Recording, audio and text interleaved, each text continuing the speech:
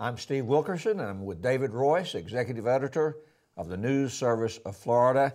And David, we're winding down 2011, and we're going to talk about the top stories of 2011. But before we do, I just want to tell you what a pleasure it's been to be associated with the News Service of Florida for 2011, 2010, and with you, my partner here, every Monday morning, talking about what's coming up, what's exciting that's happened. So thank you so much. Thank you. Right back at you. I've enjoyed it, and what you guys are doing at the Florida Cable Television Association with the website, I think is great, and we're happy to be a part of it. Okay, well, let's take a look at the top 11 stories of 2011 as compiled by your outstanding group and you.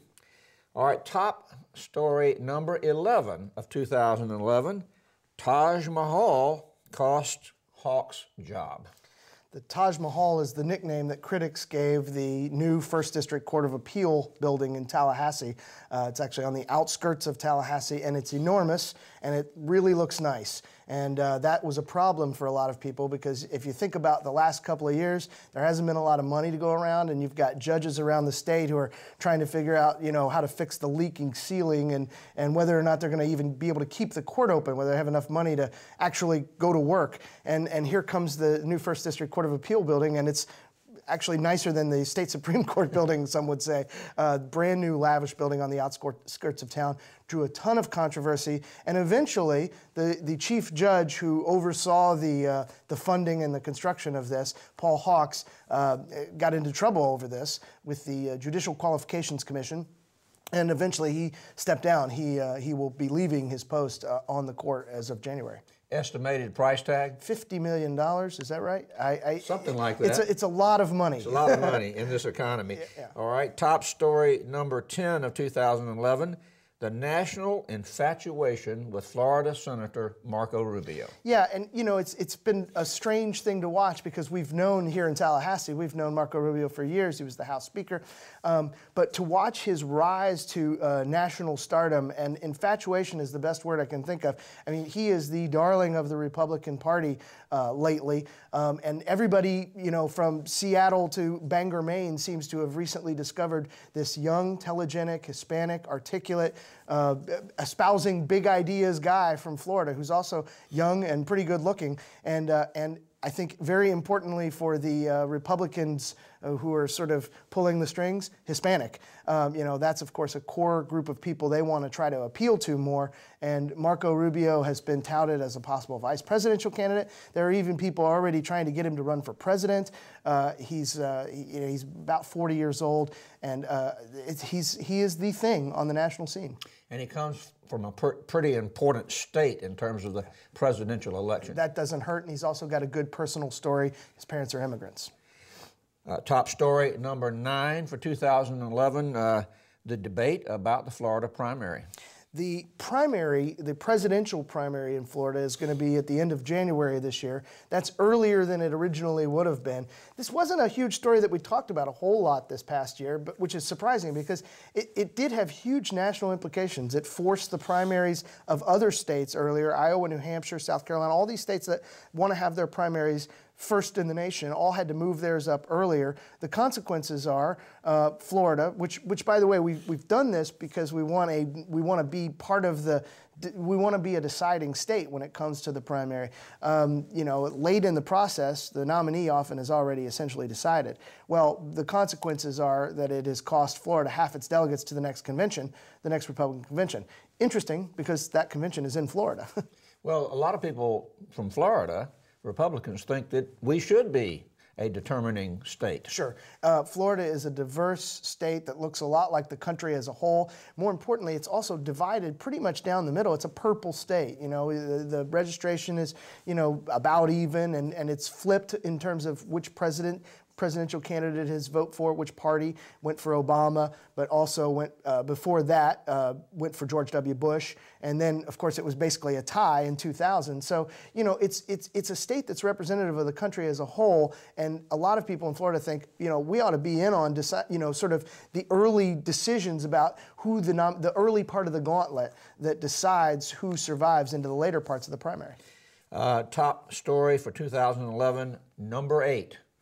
Gambling, you betcha. Yeah, big, huge story, especially the second half of the year with less revenue coming in. People are looking anywhere they can under the couch cushions for money for the state government. And, we are a gambling state. We have the lottery, we have dog tracks, we have horse tracks, highlight, all sorts of gambling is already out there. And so it's just a small step to think about expanding gambling. And so now we're talking about, more places that could have poker rooms and eventually maybe even some massive casino resorts that would have lots of Las Vegas style gambling. And this is going to be a huge debate for the next year as well, but it's dominated the talk around the Capitol second half of this year. What's your bet as far as a big gambling bill and an expansion of gambling in 2012? I think there's no question we're going to have a big gambling bill. The only question is whether, and I think it will pass the Senate, the only question is what will it look like when it passes the House, if it passes the House. Okay, big story number 7. And it was a big story during 2011, putting brakes on high-speed rail in Florida. Yeah, this was partly a big story because it was a kind of a shock. There was this presumption that we were going to have this high-speed rail. The federal government had a boatload of money to give the state to build a high-speed train from Tampa to Orlando with a vision of eventually sending it all the way down to Miami.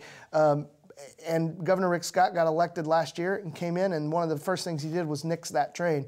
He basically said that this is going to cost too much, the ridership numbers don't look right to me, and I think that people aren't going to ride it, and eventually the state is going to be on the hook for the operational costs. That initial big giant pot of money from the federal government is not going to be enough. This was an interesting story, and partly it was such a big story because it split the Republican Party in an interesting way.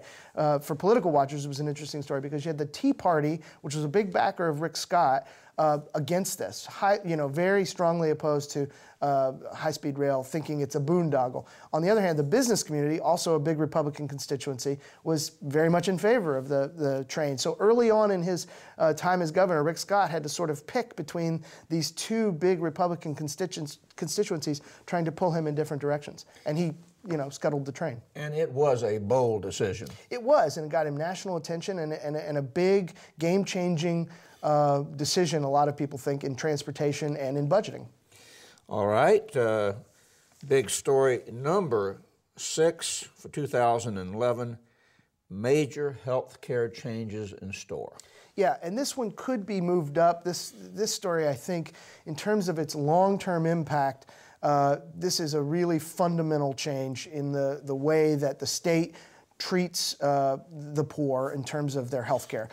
It shifts. This is a bill that passed this year, signed into law by Governor Scott, and it shifts the way the state pays for the health care for the poor from a system where the state basically just pays for it, they go to a doctor and the state gets billed, to one that involves the private sector a lot more, moving these people into HMOs, physician networks, these kind of sort of managed care networks, and trying to contain costs. And also, people who are in favor of this would argue trying to more holistically treat these people to provide better care. This is a huge fundamental change in healthcare. It's several years down the road because the federal government still has to approve it. I think they will eventually. But there's also this huge wild card out there. This is not higher up the list because we don't really know what healthcare is going to look like in 2014.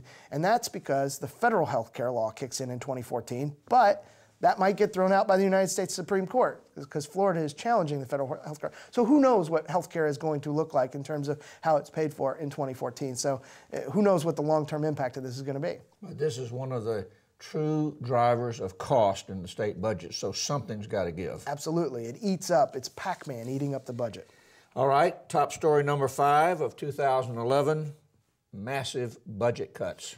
Yeah, the budget. If you're following state government, everything that state government does has been touched by budget cuts this year. More so because it was cumulative. Yeah, the budget was cut this year, but it was cut on top of cuts from the year before, and the year before that, and the year before that. So the budget has been getting progressively smaller. It's $69 billion, and almost every section of state government has been touched by budget cuts. Education has been cut. Healthcare has been cut. The prisons have been cut. It's across the board, and there's been almost no one who has escaped the budget cutting pen. Well, there's more to come. Yeah, unfortunately, it looks like we're probably going to be cutting again in 2012, barring some unforeseen, windfall. But yeah, the tax dollars coming in just aren't as big as the needs. Okay, top story number 4 for 2011, merit pay for teachers. This is also a huge fundamental change that I think is one of those things that is better seen from 30,000 feet and will look even more big if you look at it 10 years down the road. Fundamentally changes the way teachers are paid. The system we all grew up in is one where the teachers who've been in the system the longest are paid the most. As you teach longer, you get pay raises throughout the years based on your tenure in the system. The legislature changed that this year, and now teachers going forward will be paid based on merit. As determined by how their students do on tests, in part, standardized tests. The teachers whose students show the most learning gains will get raises. Those who don't will not. This is this has been an interesting political story because there's a backstory with the teachers union and Republicans who don't like unions, but this is a huge fundamental change in the way our schools are run. And it's been a multi-year battle. It has. It passed a year earlier, and if there's anybody who thinks that in a weak governor state like Florida, that the governor doesn't have any power, this is an example of one place where the governor has really made a difference, because this bill passed and Charlie Crist vetoed it. We get a new governor, Rick Scott, the bill passes again, and Rick Scott signs it. All right, let's go to top story number 3 for 2011. We have a divided government. Who knew? The courts have been a huge part of the story of government in Florida this year. And maybe I just wasn't paying attention. Maybe they always have been. But this year, almost every major policy decision that has been made by the legislature, that has been pushed by Governor Scott, has been tied up in courts. Someone has sued, and the courts have had an impact on those decisions. We've had things... We've had several things that the legislature has tried to do thrown out. The legislature tried to sort of fight back. I mean, they tried to pass a bill that, would change the makeup of the court, split it up into 2 different Supreme Courts, and that did not succeed. But a big tenure, or a big part of the tenure of this current legislature has been battling with the courts over things they want to do and complaints about the courts being activist. All right, we're getting close to the number 1 story. We're at number 2 for 2011, and it's profound. It's the economy. Yeah, I think for the average person out there, regardless of, most of this list is the big stories of state government and politics. I would argue that number 2 on state government politics is the big story, number 1, for the average person as a whole in Florida. Just in general life, the story of 2011 was the economy's still bad, and it kind of hangs over everything. Even people who feel like they're doing pretty well and they have a job, there's just this little nervousness out there with 1 in 10 Floridians out of work, just what could happen and whether or not you're safe. And I think everybody's nervous and nobody wants to go out and spend, which of course keeps the circle going. Everybody's nervous they might be the one that next lose their job, so they don't want to go out and spend any money, which of course, fuels the cycle. All right, here we go. Top story number 1 for 2011. Governor Rick Scott, welcome to a difficult job. Yeah, Governor Scott ran on a very simplistic campaign, and I don't mean that in a negative way. I mean that in a factual way. He basically ran saying, look, jobs, jobs, jobs, and this is not that hard. I remember a TV commercial he had during his campaign where he pointed at the Capitol and essentially said, these guys, this is not that hard, people. It's very simple. You come in and you do X, Y, and Z. I think he has found that X, Y, and Z have been very, very difficult. Most of what Governor Scott proposed during the campaign and most of what he has tried to do, he has not been able to do. Back up to that thing I said earlier about the courts. Governor Scott, very first thing he did was he issued an executive order to slow down rulemaking, to put a brake on all new rulemaking until we can sort of go through and see if we can reduce some of the rules and red tape thrown out by the courts. Governor Scott proposed drug testing for welfare recipients, tied up in courts. Drug testing for state employees, tied up in courts. He ran on an immigration platform of getting tougher on immigrants. Couldn't get that through the legislature. He wanted to cut taxes more than he has. Couldn't get the legislature to go along. Almost everything that Governor Rick Scott has proposed has run into a legislature that has said, look, this is not so simple, and a court system that said, hey, you got to follow the Constitution. The primary overriding thing Governor Scott ran on was creating jobs, and he has been mildly successful in that area. The number of jobs has increased as he's been steadily as he's gone through his first year, and the jobless rate has dropped. It's dropped in very small increments, so there's still a lot of people out of work, but it has gone down. So he's been successful on his overriding the primary thing he ran on, but some would argue not very successful, but it's only his first year. Okay, David, that's it for the top stories of 2011. Happy holidays. Merry Christmas and happy holidays, happy New Year to you too. Okay, for those of you visiting us, come back in 2012 for the best coverage of Florida news and politics.